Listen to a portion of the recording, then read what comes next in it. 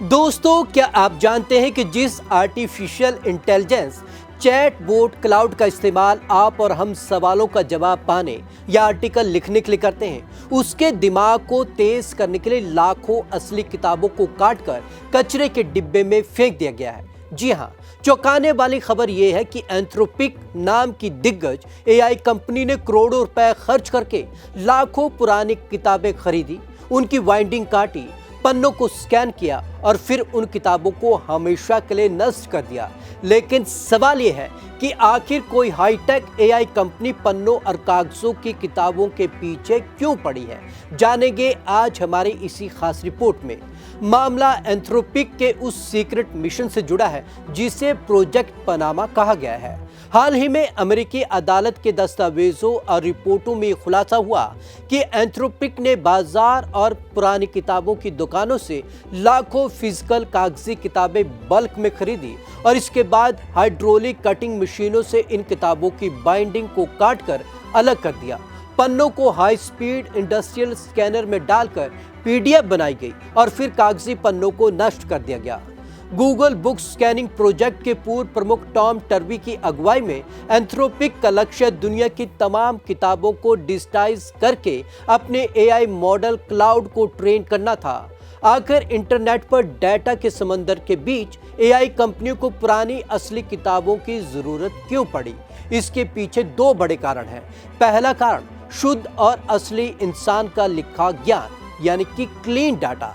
साल 2022 के बाद इंटरनेट पर एआई से लिखा हुआ कचरा यानी कि एआई स्लॉप बहुत ज़्यादा बढ़ गया है। अगर एआई को एआई के लिखे डाटा पर ट्रेन किया जाए तो मॉडल खराब होने लगता है। ऐसे में 2022 से पहले छपी पुरानी कागजी किताबें 100% शुद्ध और इंसानी ज्ञान का सबसे भरोसेमंद जरिया है। अब दूसरा कारण जान लीजिए, कानूनी रास्ता, द लीगल लूपहोल। इंटरनेट से चोरी छिपे पायरेटेड किताबें डाउनलोड करने पर कंपनियों पर कॉपीराइट के केस लगातार हो रहे थे। इसलिए एंथ्रोपिक ने एक कानूनी नियम फर्स्ट सेल डॉक्ट्रिन यानी कि फर्स्ट सेल डॉक्ट्रिन का फायदा उठाया। इसके तहत अगर आप कोई किताब खुद खरीदते हैं तो आप उसके साथ कुछ भी करने के लिए स्वतंत्र हैं। कंपनी ने दावा किया चूंकि उन्होंने किताबें खरीदी और स्कैन के बाद असली प्रति नष्ट कर दी, इसलिए फेयर यूज के तहत आता है। इससे बाजार में कोई नकली कॉपी नहीं फैली। एआई कंपनियां अब समझ चुकी हैं कि इंटरनेट का डाटा अब भरोसेमंद नहीं रहा, उन्हें हाई क्वालिटी कंटेंट चाहिए। हालांकि कानूनी दावपेच के लिए किताबें खरीदकर नष्ट करना भले ही कंपनियों को सही लगे, लेकिन लेखकों के अधिकार और ऐतिहासिक किताबों के अस्तित्व के नजरिए से ये एक बहुत बड़ा नैतिक विवाद है।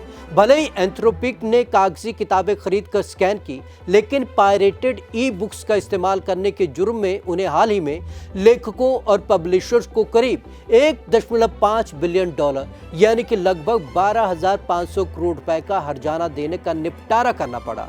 हालांकि अदालत ने कागजी किताबों को डिजिटाइज करने के उनके तरीके को कुछ हद तक राहत दी, लेकिन इस घटना ने टेक दुनिया का वो डार्क साइड उजागर कर दिया जहां एक तरफ एआई को समझदार बनाया जा रहा है तो दूसरी तरफ भौतिक ज्ञान के भंडार यानी किताबों को नष्ट किया जा रहा है। डिजिटल युग की इस होड़ में ज्ञान बचाने के नाम पर किताबों को नष्ट करना कितना जायज है, ये एक बड़ा सवाल है। क्या कानूनी दिमाग से बनी किताबें ही एआई का भविष्य ईंधन बनेगी? आपकी इस बारे में क्या राय है, हमें कमेंट बॉक्स में जरूर बताएं। विवेक शर्मा को दीजिए इजाजत। नमस्कार।